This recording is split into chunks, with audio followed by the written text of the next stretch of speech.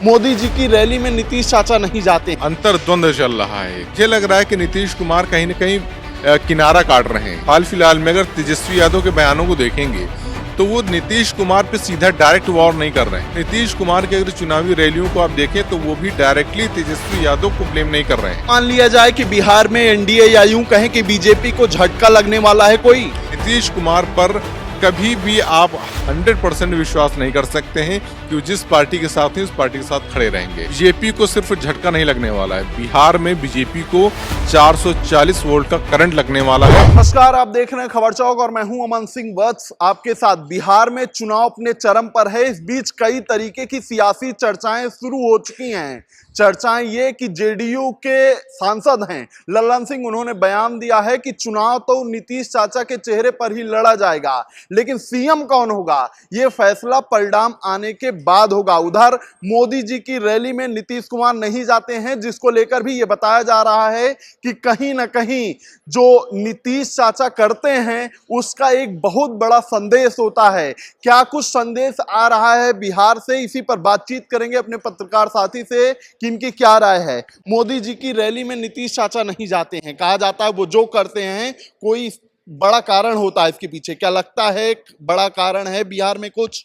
देखिए, एनडीए में नीतीश कुमार और जो बीजेपी है, बीजेपी पार्टी है, उन दोनों के बीच में कहीं ना कहीं अंतर्द्वंद चल रहा है एक। और जैसा कि कहा कि मोदी जी की रैली में नीतीश कुमार का न जाना निश्चित रूप से राजनीति में इशारों का, संकेतों का बहुत असर होता है।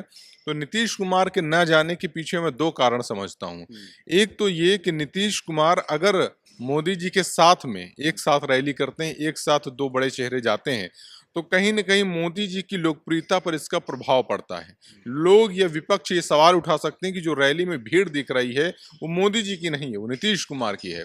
तो मोदी जी जो कि हर जगह अपने आप को वन मैन आर्मी दिखाना चाहते हैं। लेकिन यूपी में तो ऐसा नहीं होता है ना। अगर यूपी में ऐसे कोई कार्यक्रम होते हैं तो योगी जी तो वहां मौजूद ही होते हैं, क्योंकि योगी जी प्रॉपर बीजेपी के सीएम फेस हैं और बिहार में अभी बीजेपी का कोई सीएम फेस नहीं है, वो जेडीयू के सीएम फेस हैं। और दोनों में आपसी टकराव पहले भी रहा है। आप देखिए, नीतीश कुमार कभी भी पासा पलट करके तेजस्वी के साथ चले जाते हैं, तेजस्वी के साथ वापसी करके फिर बीजेपी में आए हैं।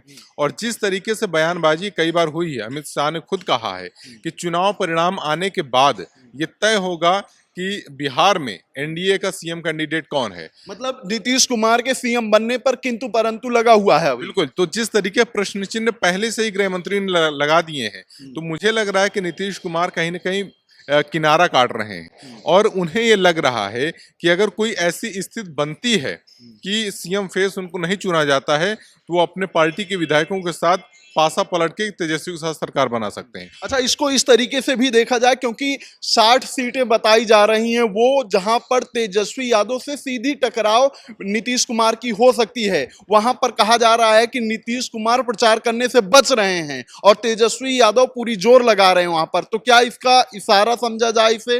देखिए, अभी आप हाल फिलहाल में अगर तेजस्वी यादव के बयानों को देखेंगे तो वो नीतीश कुमार पे सीधा डायरेक्ट वॉर नहीं कर रहे हैं, वो मोदी जी पे वॉर कर रहे हैं। वो ये कह रहे हैं कि गुजरात में आप फैक्ट्री लगाएंगे और बिहार में आप कट्टा लेके आएंगे, ये नहीं चलने वाला मोदी जी। मतलब उनके इशारे पे, उनके टारगेट पे मोदी जी है, ना कि नीतीश कुमार। और नीतीश कुमार के अगर चुनावी रैलियों को आप देखें तो वो भी डायरेक्टली तेजस्वी यादव को ब्लेम नहीं कर रहे हैं, तेजस्वी यादव पे कोई कटाक्ष नहीं कर रहे हैं। तो कहीं ना कहीं दोनों दल जो है आपसी सॉफ्ट कॉर्नर कहीं रखना चाहते हैं कि अगर इन केस कुछ ऊंच नीच हो जाती है। क्योंकि आप देखिए, जो महागठबंधन है उसमें भी बहुत सारी स्थिति अभी तक साफ हुई नहीं थी।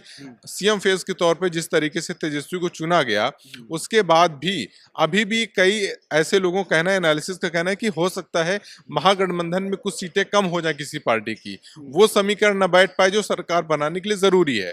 उस स्थिति में नीतीश कुमार का वहां पे बहुत बड़ा रोल होगा और इसमें कोई संशय नहीं है।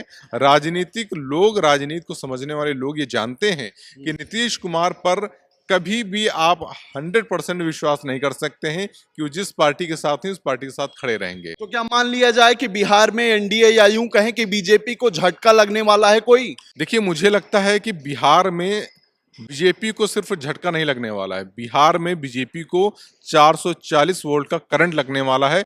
और ये करंट कोई और नहीं, खुद उनके ही गठबंधन के नेता और बड़े नेता नीतीश कुमार देने वाले हैं और इसके पहले भी उन्होंने दिया है। लेकिन इस बार का जो करंट होगा वो मुझे लगता है कि बीजेपी को बिहार से बाहर कर देगा, क्योंकि स्थिति पहले से भी बहुत डावाडोल चल रही है, बहुत खराब स्थिति है। आप देखिए सम्राट चौधरी का भी वीडियो आपने देखा होगा। सम्राट चौधरी से लोग पूछ रहे हैं कि आप अपने क्षेत्र में जब चुनाव प्रचार कर रहे हैं तो अस्पतालों की बात क्यों नहीं कर रहे हैं। सम्राट चौधरी उस व्यक्ति के बयान को, उसकी बात को, उसका जवाब देने की जगह वो किनारा काट ले जा रहे हैं। और इसके अलावा सम्राट चौधरी का अपने क्षेत्र में जो है प्रभाव बहुत रूखा है, वो बहुत बेरुखी से बात कर रहे हैं। तो बीजेपी का माहौल तो पहले से खराब हो चुका है और इस स्थिति में नीतीश कुमार उनके लिए बहुत बड़ा झटका साबित होंगे। अच्छा, झटका होगा कि नहीं होगा ये तो देखने वाली बात है, लेकिन अभी जो कुछ चल रहा है, मोदी जी की रैली में नीतीश कुमार का ना जाना, क्या ये एक बड़ा असर, बड़ा मैसेज बिहार के लोगों तक पहुंचेगा इसका? बिल्कुल असर पड़ेगा, क्योंकि देखिए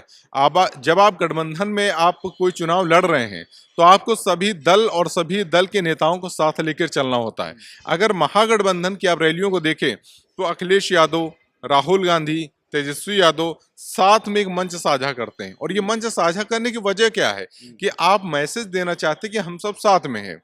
लेकिन आप देखिए एनडीए में बहुत सारे घटक दल हैं, लेकिन कोई घटक दल, चाहे वो केवल एक चुनाव का मैनिफेस्टो जारी करना था उसको छोड़ दिया जाए, तो सारे घटक दल एक साथ एक मंच पे नहीं आ रहे हैं। सब अपने अपने हिसाब से अपनी अपनी जगह पे रैली कर रहे हैं, यानी अपने दल को मजबूत करने की उनकी आकांक्षाएं ज्यादा हैं, ना कि गठबंधन को साथ लेके चलने की। तो जो गठबंधन पहले से डावाडोल स्थिति में हो वो सरकार कैसे बना सकता है। ठीक है, तो जैसा कि हमारे सहयोगी ने कहा कि राजनीति में हर एक कदम कहीं ना कहीं एक इशारा करता है, वही इशारा मोदी जी की रैली में नीतीश कुमार के न होने से बिहार के लोगों तक पहुंच रहा है और तमाम सियासी चर्चाएं इसी से उठ खड़ी हुई हैं। तो आज की बातचीत में सिर्फ इतना ही। ऐसी खबरों को आपके बीच में लेकर आते रहेंगे, तब तक देखते रहिए खबर चौक। शुक्रिया। New public inter college Lucknow, admission open.